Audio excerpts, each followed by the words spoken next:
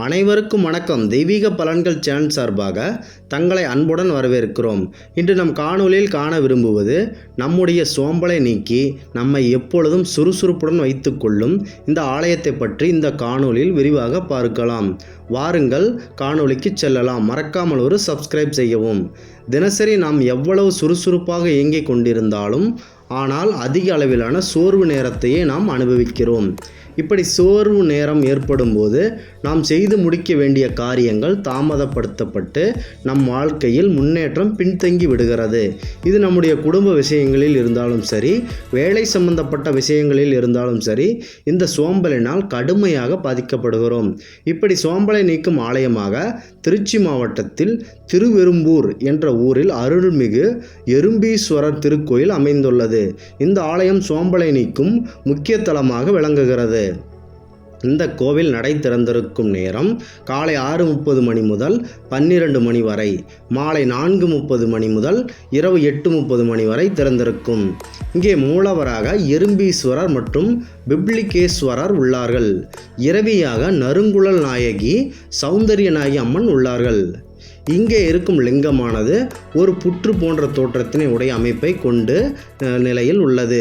மேலும் சரியான அமைப்பு இல்லாமல் மேடு பள்ளம் போன்ற தோற்றங்களையும் கொண்டுள்ளது. இங்கே இருக்கும் ஒரு லிங்கமானது இடதுபுறத்தில் கொஞ்சம் சாய்ந்தவாறு நடுவில் ஒரு பிளவு போன்று ஒரு காட்சி தோற்றம் உண்டாகிறது. இதனை நாம் தொலைதூரத்தில் இருந்து பார்க்கும்போது இங்கே இருக்கும் லிங்கமானது பிளந்து கொண்டு இரண்டு வடிவில் தோற்றமளிக்கக்கூடிய காட்சியை நாம் பார்க்கலாம். அப்படி இந்த இரண்டு பிளவாக காட்சி அளிக்கக்கூடிய அந்த தோற்றமானது ஒரு லிங்கத்தின் சிவனின் வடிவமும் இன்னொரு வடிவமானது பார்வதி தேவியின் வடிவமாக கூறப்படுகிறது. பொதுவாக அனைத்து சிவாலயங்களிலும் சிவனுக்கு அபிஷேகங்கள் செய்யப்படும். ஆனால் இங்கே உள்ள ஆலயத்தில் அபிஷேகம் செய்யப்படுவதில்லை. அதற்கு பதிலாக எண்ணெய் காப்பு போன்றவையே செய்கிறார்கள். பொதுவாக இங்கே இருக்கும் கருவறையில் உள்ள மூலவருக்கு பூஜைகள் செய்யும்போது அதனை நோக்கி பெரும் எறும்பு கூட்டம் ஒன்று படையெடுக்கிறது. அங்கே இருக்கின்ற நெய்வேத்திய பொருட்கள் அனைத்தையும் மெதுவாக அதனை உணவாக உண்கிறது. மேலும் இவ்வாறு அந்த எறும்பு கூட்டங்கள் இதனை செய்யும்போது அங்கே இருக்கும் மூலவர் எறும்பீஸ்வரர் எறும்பின் வடிவில் வந்து இந்த பொருட்களை எல்லாம் உண்ணுகிறார் என்பது மக்களின் ஒரு பெரும் நம்பிக்கையாக இன்றளவும் நம்பப்படுகிறது. இங்கே இருக்கும் இறைவியாக நறுங்குழல் நாயகி உள்ளார். இவருக்கு இந்த பெயர் வருவதற்கு முக்கிய காரணம் அவர் கூந்தல் நறுமணமான மனம் வீசும் அழகிய தன்மை கொண்டது. மேலும் இந்த கூந்தலின் வாசம் பட்டு சிவனின் பார்வை மிளிர்ந்தது என்பது பற்றியும் வரலாறு கூறுகிறது. எனவே எப்பொழுதும் சோர்வடைந்த நிலையில் இருப்பதாக உணரக்கூடிய மக்கள் இந்த ஆலயத்திற்கு குடும்ப உறுப்பினர்களுடன் இங்கு வந்து இருக்கும் மூலவருக்கு வஸ்திரம் அணிவித்து மாலை மரியாதை செய்ய வேண்டும். பிறகு சர்க்கரை பொங்கல் உடன் நெய்வேத்தியம் வைத்து படைக்க வேண்டும்.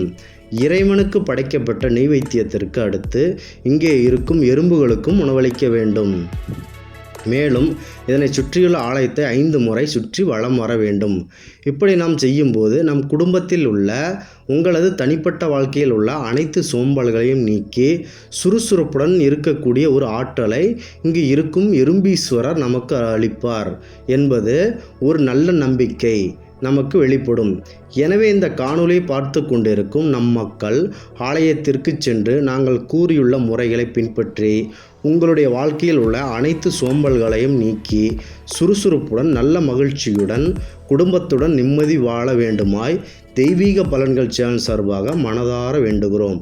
மீண்டும் ஒரு நல்லதொரு காணொளியில் உங்களை சந்திக்கிறோம். நன்றி, வணக்கம்.